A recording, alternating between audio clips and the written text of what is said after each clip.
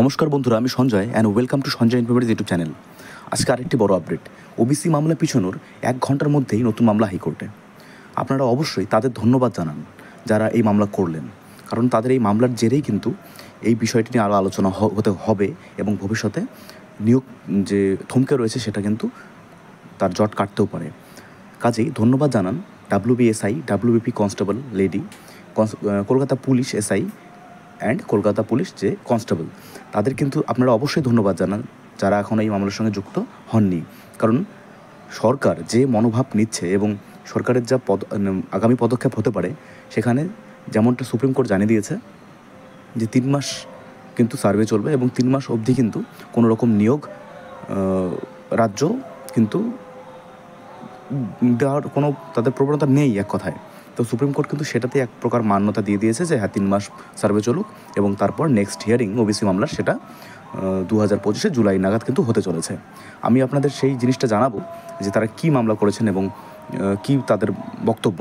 তো তার আগে বলে নিই যে আপনারা কিন্তু অবশ্যই যারা এই মামলা করেছেন এগেনস্টে, যে না সরকার যেমনটা বলেছেন যে তারা এর মানে মাঝখানে অর্থাৎ ওবিসি মামলা নিষ্পত্তি না ঘটা পর্যন্ত কোনো রকম নিয়োগ তারা করাতে চান না, কারণ একটা WB কোঅপারেটিভ সার্ভিসে যে নিয়োগ হওয়ার কথা সেই নোটিফিকেশন কিন্তু তারা প্রত্যাহার করে নিয়েছেন, অর্থাৎ ক্যান্সেল করে নিয়েছেন। তো আপনারা বুঝতেই পারছেন যে কোন দিকে গড়াচ্ছে জিনিসটা।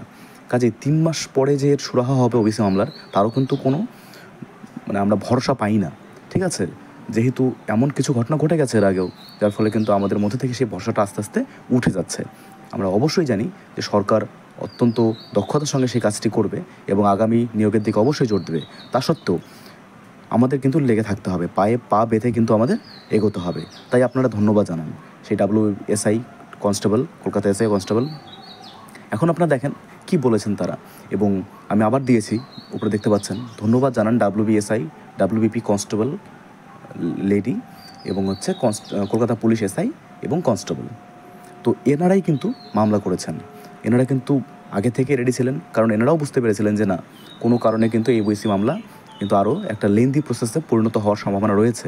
সে কারণে কিন্তু এনারা আগে থেকেই রেডি ছিলেন যে এরকম কোনো জিনিস ঘটলেই তারা কিন্তু সঙ্গে সঙ্গে হাইকোর্টের দরজাতে গিয়ে নিজেদের প্রেটা রাখবেন।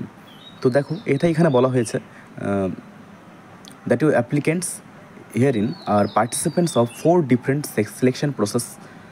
দেখো, 1-2 নয়, কিন্তু 4-4টে নিয়োগ প্রক্রিয়ার সঙ্গে যুক্ত যে সমস্ত ক্যান্ডিডেটরা রয়েছেন, চাকরি প্রার্থীরা রয়েছেন, তারা কিন্তু এই মামলার সঙ্গে অলরেডি যুক্ত হয়ে গেছেন। 4-4টা সিলেকশন প্রসেসের কিন্তু ক্যান্ডিডেট এখানে রয়েছেন, একজন নয় বা কোনো একটা সংগঠন নয়, 4-4টা যে রয়েছে সিলেকশন প্রসেস, তাদের কিন্তু অন্তর্ভুক্ত যে সমস্ত চাকরি প্রার্থী তারা কিন্তু মূলত মামলাটি করেছেন। আমি পড়ে শোনাচ্ছি আরেকবার। That your applicants herein are participants of 4 different selection processes, namely West Bengal police sub inspector 2024, West Bengal police constable 2024, Kolkata police constable lady constable 2024 and Kolkata police sub inspector অর্থাৎ SI। তো এনারা কিন্তু মামলা করেছেন, যার জন্য কিন্তু এনারা অবশ্যই ধন্যবাদের যোগ্য। তো সকলেই এনাদেরকে অবশ্যই ধন্যবাদ জানান এবং এনাদেরকে সাহায্য করুন যাতে এনারা এই মামলাটি চালিয়ে যেতে পারে। কারণ এই মামলাটা যখন কোর্টে আলোচনা হবে, তখনই কিন্তু এটা নিয়ে মুখ খুলতে বাধ্য হবে সরকার বা বিভিন্ন যে সিলেকশন যারা করান, ঠিক আছে, যেমন WBPRB বোর্ডের মূলত 4টি সিলেকশন প্রসেসে অংশগ্রহণ করা ক্যান্ডিডেটরা এটা মামলা করেছেন। WBPRB সবই তো সরকারের হাতে। কাজেই সরকার কিন্তু এটা নিয়ে একদমই কথা বলতে চান না, জন্যই কিন্তু তারা বন্দোবস্ত করে রেখেছেন।